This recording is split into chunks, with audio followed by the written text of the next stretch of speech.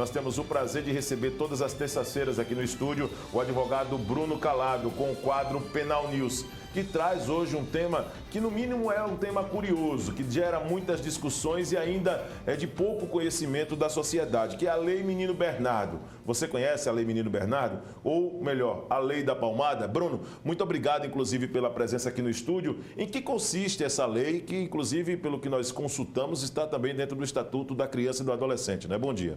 Isso, bom dia Viderlan, bom dia a todos os telespectadores da TV Mar. Mais um prazer estar aqui com vocês nessa TV que tanto me acolhe bem. Nós que agradecemos sua participação. Certo, muito obrigado. Essa lei, Viderlan, a Lei Menino Bernardo, também conhecida como Lei da Palmada, foi noticiada pela mídia como Lei da Palmada, inclusive, trouxe vários contrapontos à época que fora noticiada, que fora evidenciada pela mídia.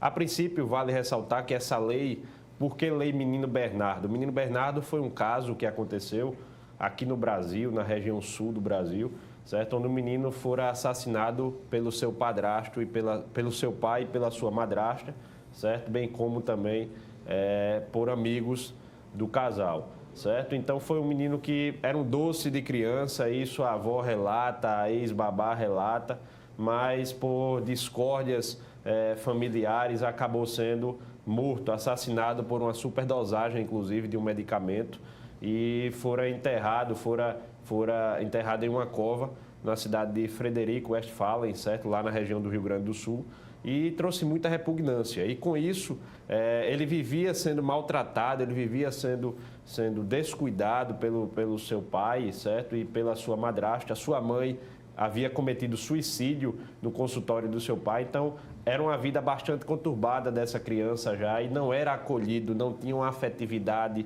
paterna que merecia a época e acabou sendo assassinado por esses 4 indivíduos, o seu pai, a sua madrasta e outros 2 indivíduos que também participaram desse morticínio. E essa lei consiste exatamente nisso, Idela, em inibir, em coibir, em proibir que crianças sejam maltratadas, crianças sejam agredidas como uma forma de educar. Isso aí é realmente repugnante, né? A gente vê ainda pelas ruas pessoas ignorantes que não têm o dom da paternidade, não têm o dom da maternidade, não têm o dom do cuidado, da afetividade, agredindo os filhos e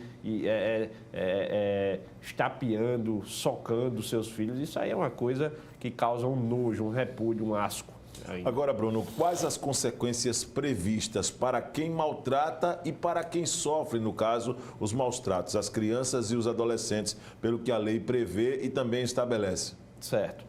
Dependendo do caso, Viderlan, sabemos que cada caso é um caso, né? Num caso como esse do menino Bernardo, ele foi assassinado. Então, o pai e a madrasta, bem como os outros 2 envolvidos, responderam pelo crime de homicídio, né? Homicídio várias vezes qualificado, se não me engano, quadruplamente qualificado porque haviam várias qualificadoras, sim, certo? Que agravavam, que qualificavam esse homicídio. Mas em casos comuns dentro de uma família, certo? Pais que agridem os filhos como forma de educá-los, eles são submetidos a tratamentos psiquiátricos, sim, recebem advertências, certo? Os filhos são incluídos, inclusive, no programa oficial de proteção à família, certo? Esses filhos também que são maltratados são submetidos e os pais têm a obrigação de encaminhá-los a tratamentos psiquiátricos ou psicológicos para que eles diminuam esses transtornos. Sim. Até porque, Viderlan, isso causa, né, para uma criança que não tem total discernimento ainda, o discernimento está sendo criado, ser agredido como forma de educação causa grandes traumas, grandes sequelas para aquelas crianças. Agora, dentro desse processo, Bruno, pelo que você coloca, além dos traumas que a criança, quando cresce, quando até vira uma pessoa idosa, carrega dessa lembrança, né? É muito normal você conversar, por exemplo, com as pessoas e ela, lembro de uma pizza que meu pai deu, lembro de uma pizza que minha mãe deu, isso já numa idade bem madura. Esse tipo de trauma precisa e é levado em consideração também no direito na hora de apresentar provas concretas e apresentar esses fatos, Bruno, também? Sim, com certeza. Há uma bifurcação, Viderlan, na verdade é uma bifurcação. Quem geralmente é tratado dessa maneira enquanto criança, eles criam um trauma, criam um bloqueio e jamais criariam seus filhos, jamais criam seus filhos da mesma forma, porque dizem, eu fui tão agredido enquanto criança, então jamais quero isso para o meu filho. Né? Outros justificam uma agressão, outros justificam até um estupro de vulnerável, justificam um assédio sexual que tem como vítima uma criança, ou seu filho, ou seu sobrinho, porque dizem que foi agredido quando era criança, que foi assediado, que foi estuprado quando criança. Então usam daquilo para justificar uma agressão a posteriori, um trauma a posteriori. Isso aí não é desculpa. Quem for agredido enquanto criança realmente tem traumas, realmente tem uma história negativa a ser contada, mas jamais deverá usar aquilo como meio ou como espelho para tratar os seus descendentes. No caso da criação da lei, né, a Lei Menino Bernardo, eu gostaria que você falasse desse caso necessariamente. Você já deu uma ampla explanação do que realmente provocou o surgimento dessa lei, do caso do menino realmente que foi assassinado pelos pais e por amigos dos pais, mas eu gostaria que você também trouxesse a respeito dessas questões dos argumentos favoráveis e também contras apresentados na época desse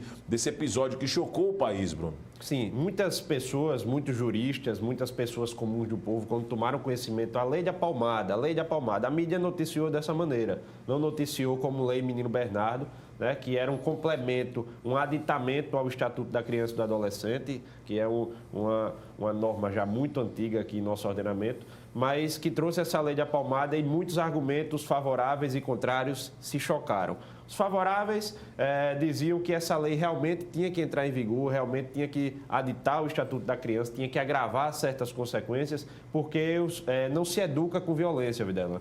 A partir do momento que pugnamos por uma cultura que visa a paz, a lei da palmada ela combatia justamente isso. Combatia que os pais criassem os filhos com violência, criassem os filhos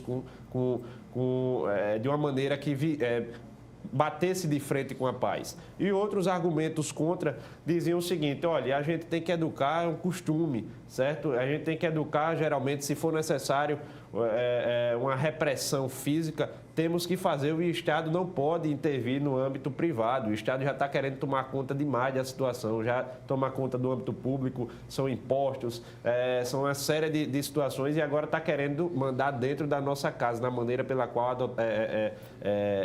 educamos nossos filhos. Mas não é bem assim, né? A partir do momento que crianças são agredidas, que crianças são destratadas, que crianças não são educadas da maneira como a qual a lei permite, ou a lei proíbe também, e o Estado deve sim intervir.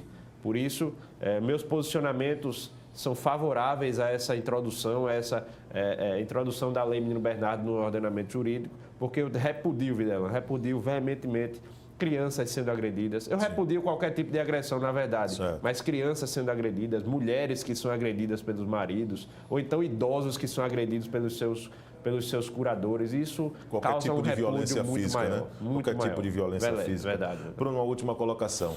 Aqui no quadro Penal News, com esse tema aqui, para mim, é um tema que interessa muitos telespectadores. Vamos falar um pouquinho a respeito desse limite.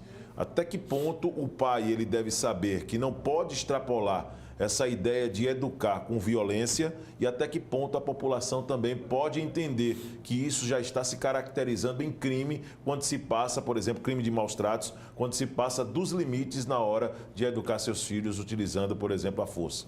Como eu disse aqui, Viderlan, cada caso é um caso, né? Quando vislumbramos uma constância naqueles maltratos, uma constância naquelas agressões físicas, isso aí não está normal, né? Não é a maneira pela qual um pai deve educar seu filho. Isso acontece muito, Viderlan, quando há problemas internos já da família. Sim. Por exemplo, a situação do menino Bernardo, ele teve a sua mãe cometeu um suicídio dentro do consultório do seu pai.